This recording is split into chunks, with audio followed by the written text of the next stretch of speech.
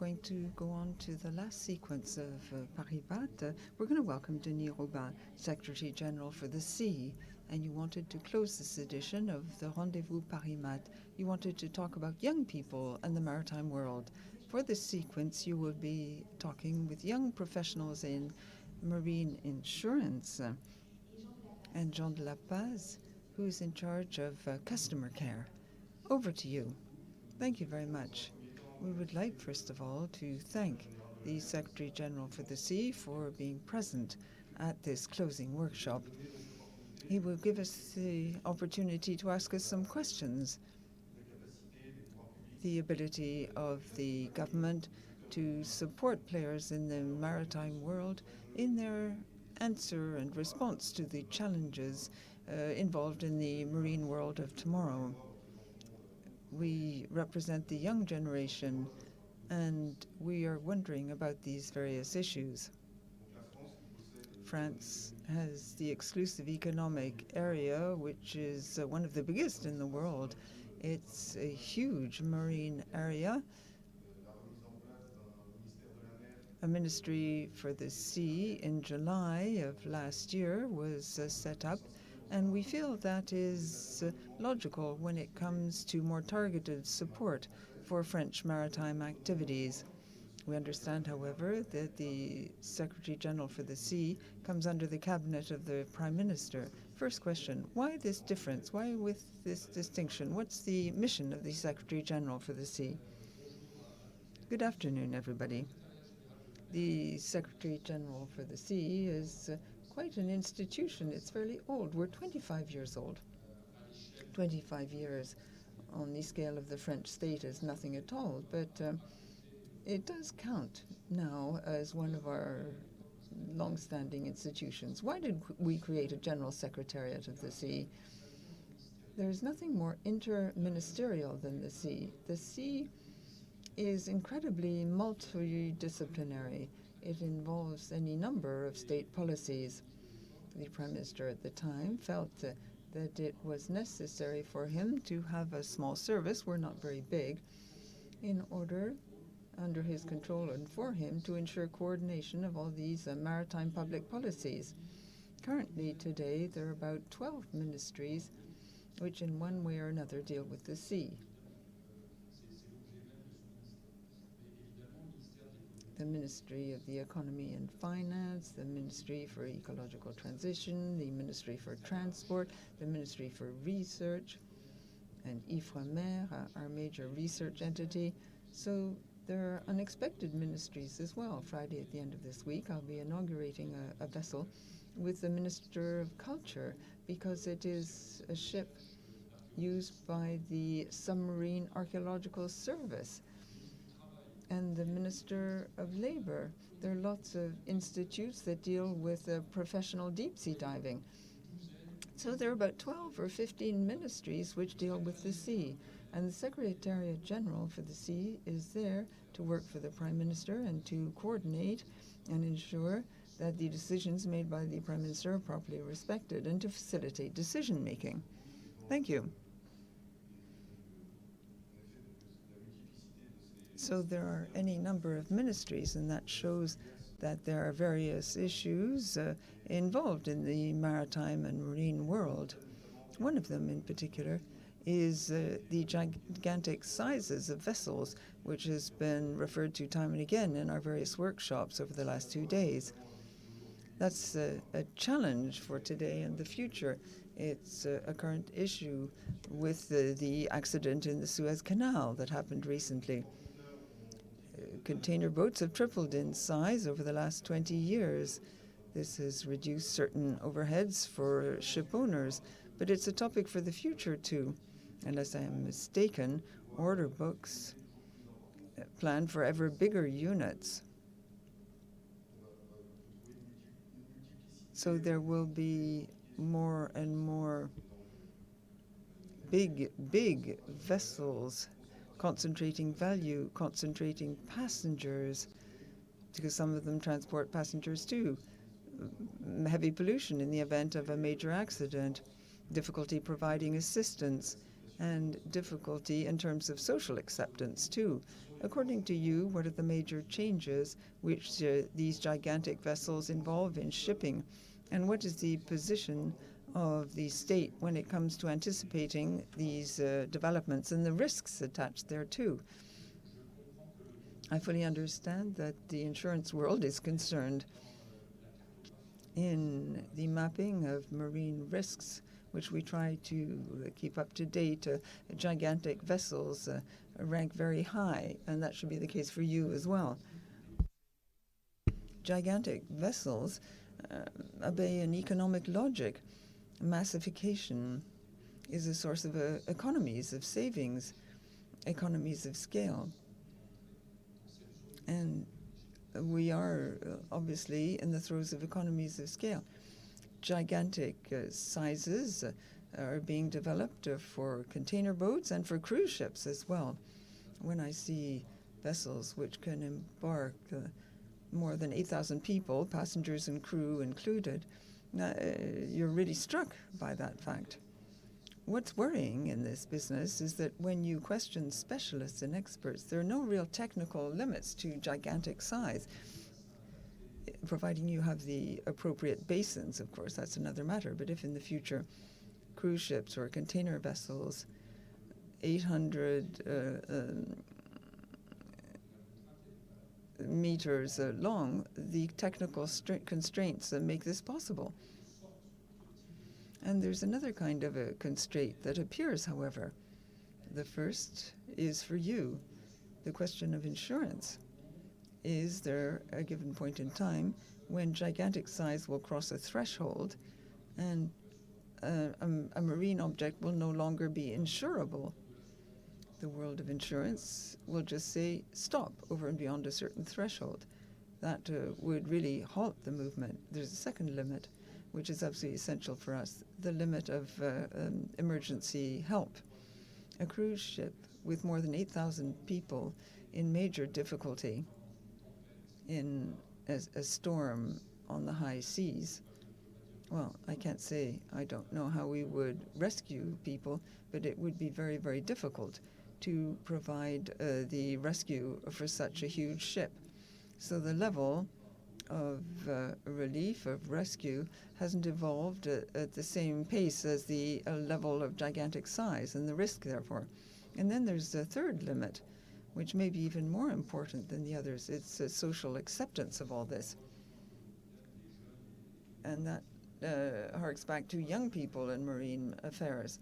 I'm very struck in a country like France to see that public opinion is finally beginning to take up maritime matters after having ignored them or minimized them for a very long time. And in terms of maritime matters,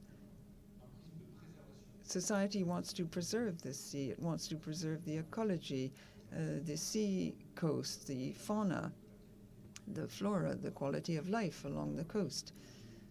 It's not a question of economic efficiency at all, and that will change a lot of things. Let me give you an example.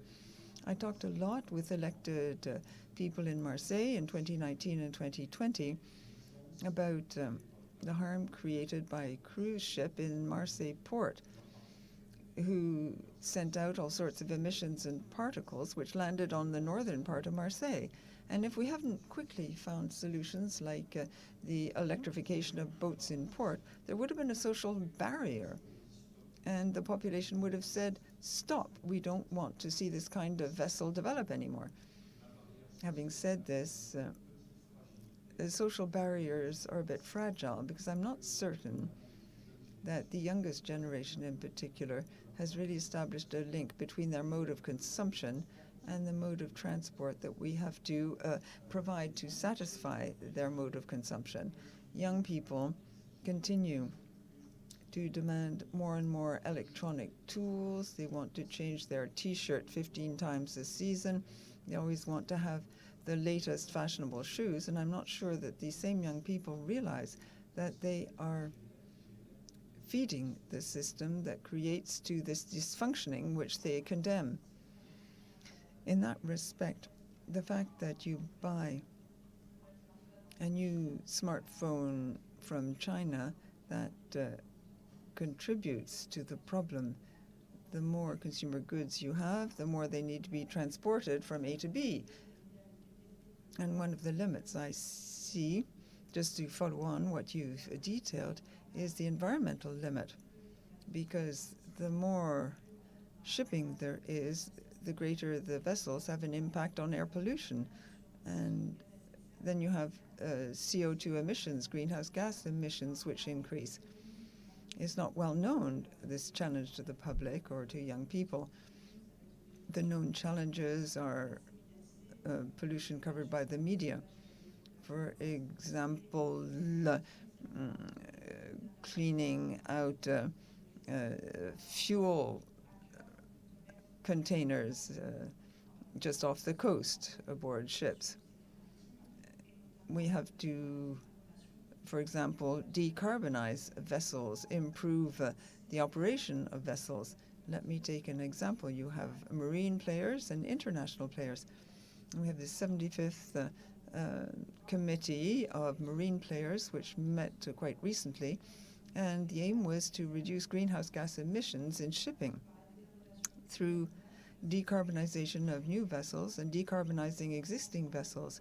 The idea is to use scrubbers and LNG and other possibilities like the use of sails.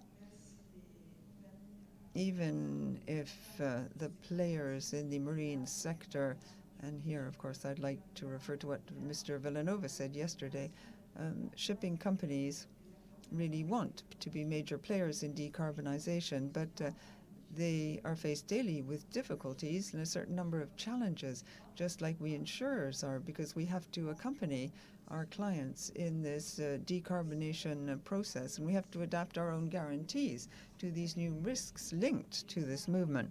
And that brings me to the question that I wanted to put to you. How do you, as a representative of government, intend to accompany the ecological transition in the shipping sector, shipping companies and all the players in the marine sector, so that altogether we can attain decarbonization targets which are imposed by international bodies and also by France? According to you, what are the challenges you can identify which are linked with the reduction in CO2 emissions? It's a vast topic. Well, first point, I'm very much struck by the growth in awareness in public opinion in this area. Let me give you an example.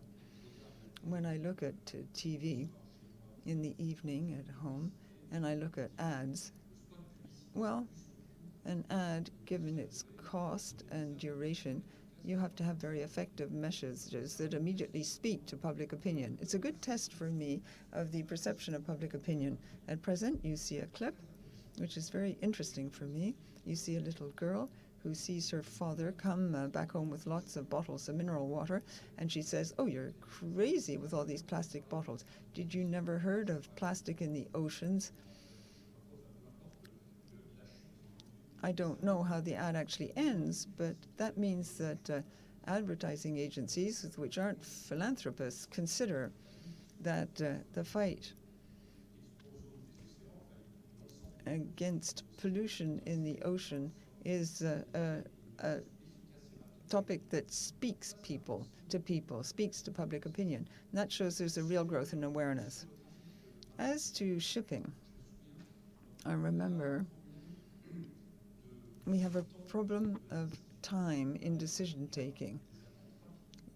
There are lots of expectations. People want to see rapid effects, and there's a time for investment in marine matters.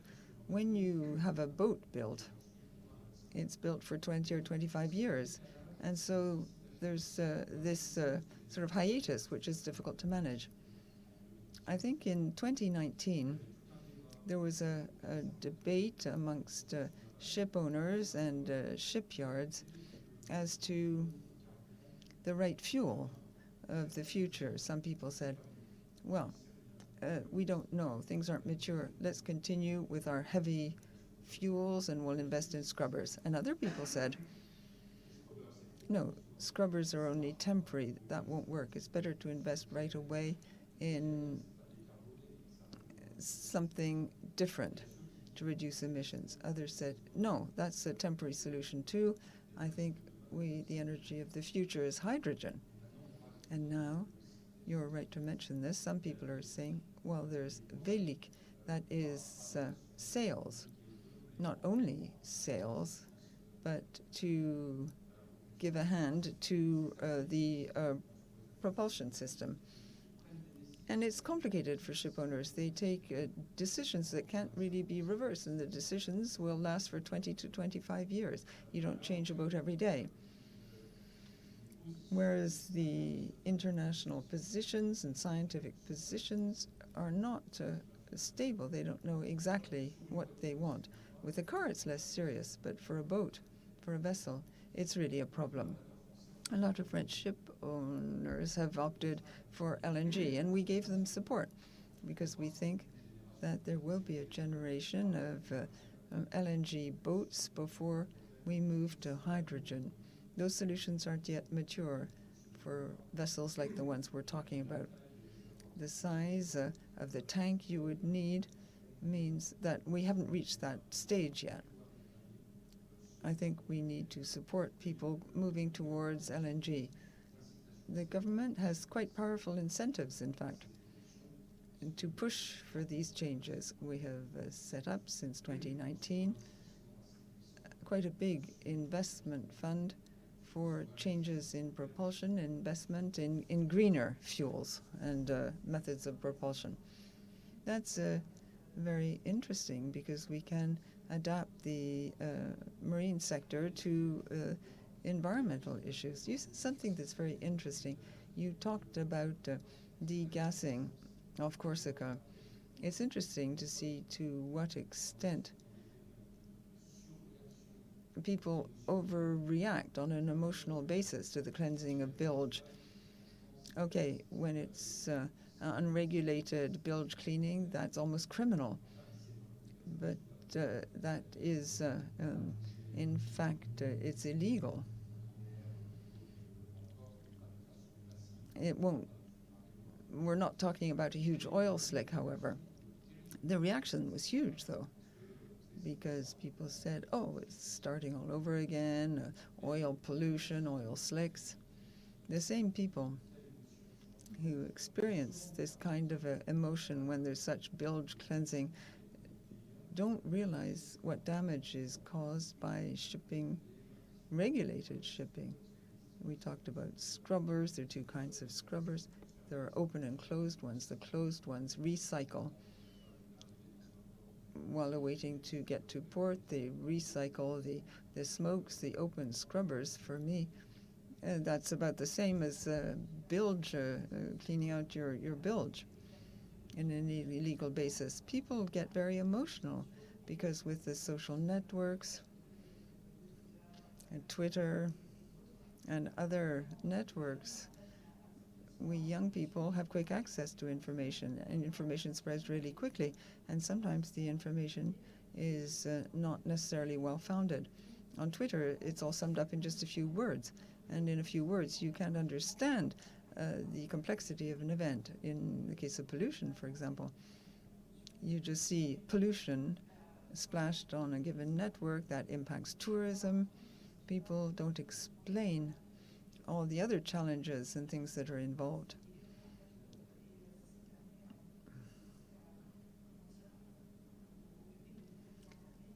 The public is better informed, granted. That's a negative aspect. I'd like to talk about the environment in a more positive way. I wanted to recall that water covers 72% of the ocean's surface. It's a huge resource. We need to take care of this resource. As young people, we have to shoulder our responsibilities. In other words, we don't want to reproduce the errors of the past. We want to avoid the overly intense exploitation of the sea's resources. One can see this. The public policy clearly wants to use this resource, water, to develop renewable marine energy. I'll give you a definition given by the Ministry for Ecological Transition. all the technologies which make it possible to produce electricity using various forces and resources, water in the marine environment, for example, tides, wave energy, thermal energy derived from the sea. One can use all these sea-based forms of energy. One can maximize the use of the French sea area by having wind farms at sea. There will be 72 windmills in the sea, and that will supply domestic electricity for 60% of the population along the coast. So there's a lot of positive aspects. We'll be able to have greener electricity. However, the use of these seaborne facilities run up against certain challenges. For example, the sharing out of the marine area, because there are other activities in the sea like fishing or commercial shipping. And there are other challenges like the impact on ecosystems and marine biodiversity that need to be taken into account. I wanted to ask you how the government intends to develop this sector for wind energy or tidal energy or wave energy, which is very positive, but that comes up against the difficulties I've just mentioned, because you have to share out the various uses of the sea, for example. Well, first of all, I wanted to give a clarification about something you've said. You've said that there's a sort of hugeness of the sea covering 70% of the world's surface area, but we're more cautious in this because if you look at 3 dimensions, the maximum depth of the sea is 10 kilometers. The Mariana Trench is 11 kilometers, something like that. On average, it's 2,500, 3,000 meters. You can see that, yes, the sea is very widespread, but it's a small layer at the surface of the globe, and so it's incredibly fragile. We shouldn't be deluded by this 2D view of the sea. We should always correct our discourse about this. On this matter of energy, as long as our societies are not able to stabilize or even at a later stage to reduce their energy needs, will need to produce power, and we are prisoners of this. And the same people who are challenging the rise of wind at sea, are they ready to reduce by 20 or 30% their power consumption in the next 10 years? I'd like them to tell me. This is the basic input datum. And then what is the best energy mix based on that? For many different reasons, people no longer think that we could have an entire system based on nuclear energy as we had for a long time in France. And also in the rest of the world, people consider that hydrocarbon power stations are too risky, and we know that we are reaching technical limitations about the accessibility and the possibility of development for reserves. So we need to move on to tomorrow's energies, which mostly rely on 2 components, the solar component and the wind component. Regarding wind, in our country, we have greatly invested in onshore wind. And until recently, I was prefect for the North Pas-de-Calais region, and people were saturated. Landscapes, the rural areas were seen as full of wind turbines. So investing in the maritime domain now is a possibility for us to extend this investment in a new form of energy that is probably more environmentally friendly and more aligned with the way we see our economic development. Is it going to be the only energy vector in the future? No, because it's intermittent, and beyond intermittence, we could not cover the entire seafront with wind farms. Of course, that's not the project at all. The aim is to rebalance the French mix. But this faces a lot of resistance, different oppositions, because since there are many different economic activity at sea, there's an issue with spatial organization of these activities, and unfortunately, a number of activities like wind have developed without taking enough care to organize space with maritime communities and inhabitants of the seafront. So that's a failure on our part, and people would say that it serves us right. And then also, there have been historical activities. Fishermen for centuries were the only economic agents using the sea, and it's difficult for them to accept that new activities in other forms are going to compete with them for this sea that has very long been their entire preserve. So we need to organize things. The economic value chain of wind power has to explain a lot about the efforts that they are making, because people consider that the works conducted to create a wind farm, the drillings, cause a lot of disturbance, but you need to look at the whole lifetime of a wind farm. And also, this new creation of offshore wind has a lot of consequences that we can't really gauge right now, including for you in insurance. For instance, France is now leading ahead, and it will probably specialize in floating wind that can be placed further away from the coastline because it's not fixed to the ground, it's floating. But what's the legal status of a floating wind turbine? Nobody still thought about this. Even I cannot really answer this essential question now. And this is going to be a major question for you in the future, because I don't know to what extent an offshore farm is insured or not, and to what level. And then there are very concrete questions. What is the legal regime that is applicable to rescue to workers working on offshore farms? Is it the rescue scheme for rescue on boats with the Maritime Emergency Service organized from Toulouse? Or is that another economic activity? But what's the regime there? It's interesting because these new marine activities raise questions that we didn't ask so far, and that's going to shake up quite a few of the principles that organize maritime activities.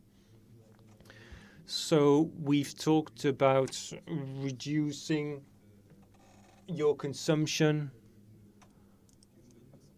We want to reduce our consumption, but there are lots of lights here. It's at least 2 wind farms worth here. Well, yes, it seems that the maritime world tends to digitalize more, and so to use more electrical power.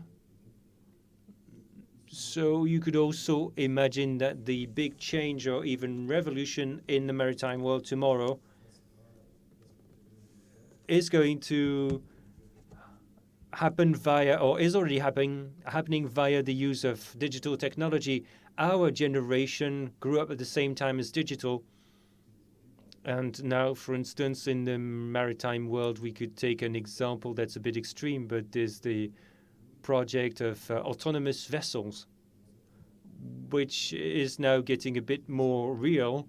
And that may also revolutionize the jobs of sailors, seamen, and that may hit against some international conventions like the SOLAS Convention. The legal loopholes around the status of autonomous vessels leads to a number of issues similar to what's happening with wind farms, and civil liability insurance for ship owners of autonomous vessels is going to be a real challenge for us. Similarly, for us, some of the largest players in the maritime world on the insurance market, in IT and consulting, are working on creating a blockchain system in order to automate some time-consuming processes and make them more efficient and transparent. These 2 examples, autonomous vessels and work on blockchain, confront us with the more and more obvious reality of cyber risk, digital risk. Issues of cybersecurity are very often in the news. So my question is the following.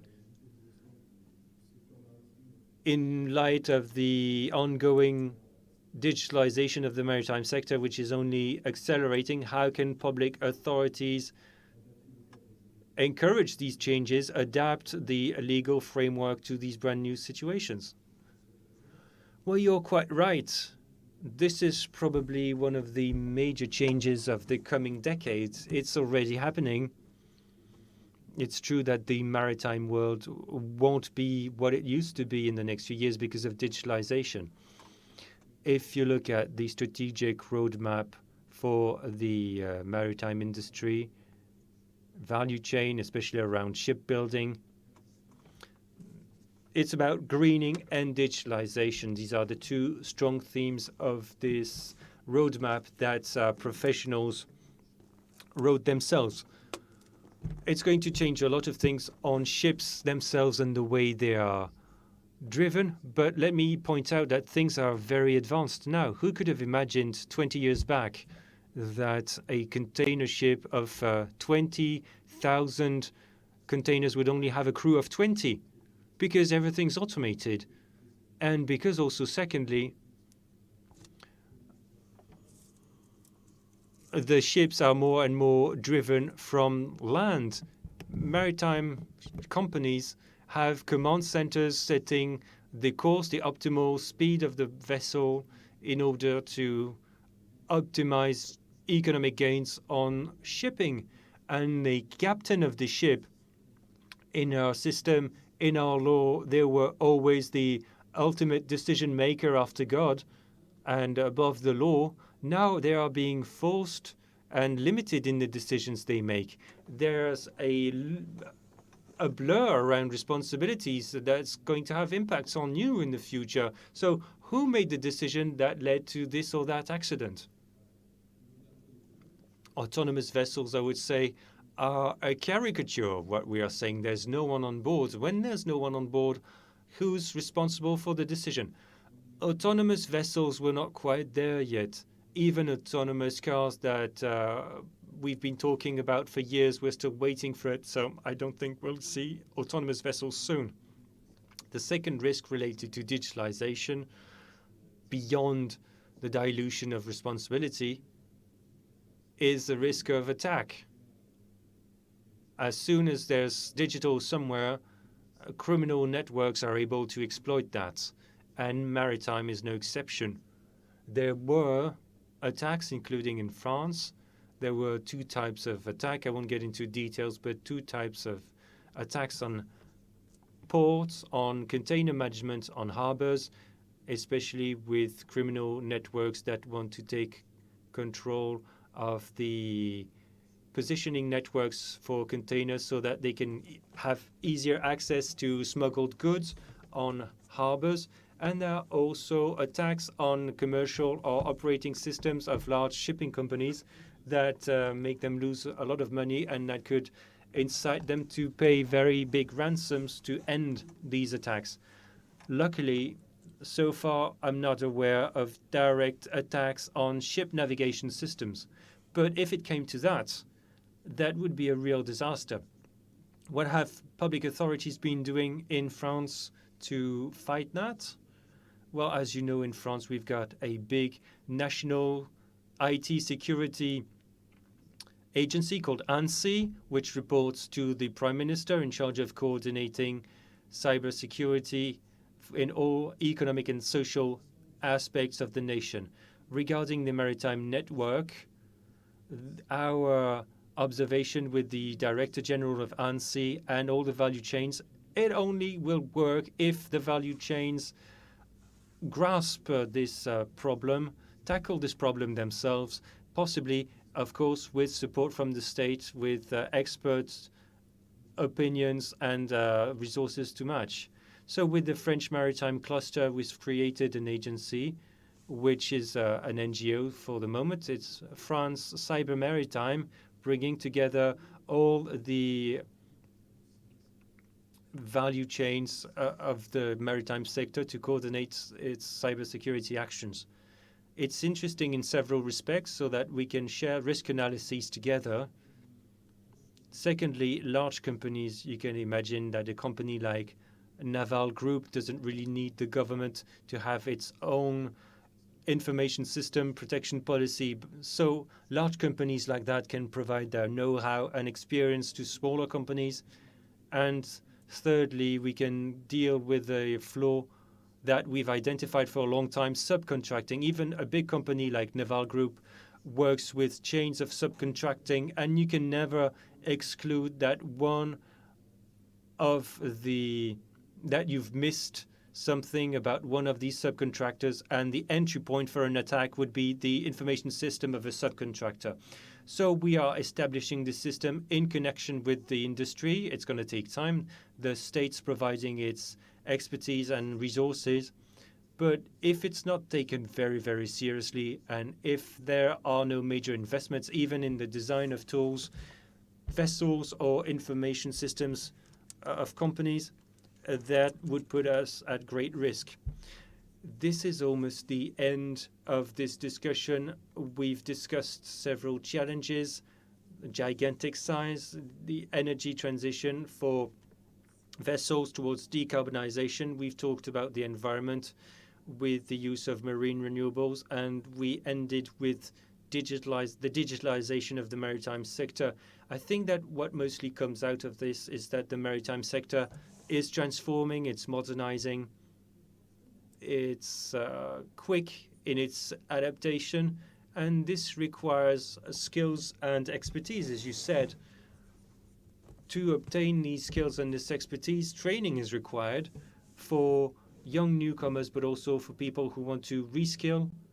There are probably jobs that don't exist right now that will exist in 10 or 30 years, so we need to nurture the emergence of these jobs. The maritime sector is a sector with a future. It's exciting. It offers many, many opportunities. However, it's a fairly little-known sector. And I'm coming to my main question. How can public authorities stand in the thinking about the transformation of maritime jobs, especially about their attractiveness with young people, but also with the broader population, in order to nurture the transformation of this sector? Well, you're quite right. The marine sector is transforming faster than its image is, and that's a big problem we have to deal with. A lot of young people, and probably a lot of families of young people, have a feeling that maritime is about jobs of the past, a lot of heavy industry, difficult jobs with lots of constraints. That's still partly true, but it's completely transforming. When talking about heavy industry is completely different from what it was 50 years ago. I'm really aggravated now when people explain to me that they can't recruit boilermakers for Naval Group, because if you're a young person, you wouldn't want to become a boilermaker, but they could work on the nuclear boiler of a French submarine. Changing mindsets is so difficult. We can't change our classifications and the jobs and make that match the reality that it overlaps. So the way jobs are performed is completely different. In shipbuilding, you're working on 3D design in engineering firms, and also new jobs are emerging. What strikes me is that in the maritime business, as in other sectors, there is startups are rushing in. The maritime sector of the past, with big organized value chains, is a vision of the past. Startups are so agile and responsive. It's incredible. A few examples. In the area of maritime biology, a CNRS researcher identified that sandworms that you can see on beaches have a great ability. In their blood, there is a cell that can capture oxygen underwater so that they can carry on breathing even once the tide has uncovered the beach. So he could capture this molecule, and he's completely revolutionizing organ transplants and war medicine based on that molecule. So he's developing a whole new industry that didn't exist before. These are startups that are built on our administrative complexity, on our red tape that I'm a part of. There are startups that are developing very high performance companies to measure underwater noise or the steady state of a maritime space, to carry out the public investigations that we have to lead for creation of offshore wind farms. You need to provide a steady state assessment of the marine environment, and they can provide measurements of marine biodiversity or the noise background. These are state-of-the-art jobs that attract graduates, young engineers who don't have the same profile as what you traditionally saw in the maritime business. In the future, the maritime world will be a world of young people, graduates, enthusiasts who will try to give more meaning to their life via the marine environment, give meaning to their country, to their society, rather than simply looking for economic gain, although it does matter, doesn't it? So I think that the maritime world will be a great field of exploration. Tomorrow's energy will partly come from the sea. Information is already in the sea. Subsea cables transport channel 80% of information flows worldwide. And tomorrow's resources, biological resources, I talked about that with medicine. Medical resources are in the depths of the sea, maybe mineral resources, rare earths, minerals, rare metals that can build our computers are also on the bottom of the sea. So the economic future of the country probably lies on the bottom of the sea.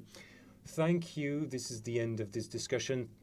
Many, many thanks for being here and for providing all these answers to our various questions. This discussion was very interesting, and by way of conclusion, as young people, we also wanted to thank the organizing committee for giving us the opportunity to express the voice of young people in the maritime environment, which is also important for us. Thank you, everybody. That was indeed very interesting. You highlighted many different topics. It was a great way to wrap up this PERIMAT session. Thank you to the speakers who educated us with concrete and technical interventions. Thank you to the audience, because along with the sessions, we got more and more questions in the chat. Thank you. We weren't necessarily able to answer all the questions, but thank you everyone for your responsiveness. And the organizers of PERIMAT are asking you to save the date for an event at the end of June 2022 for an event that we hope will happen physically.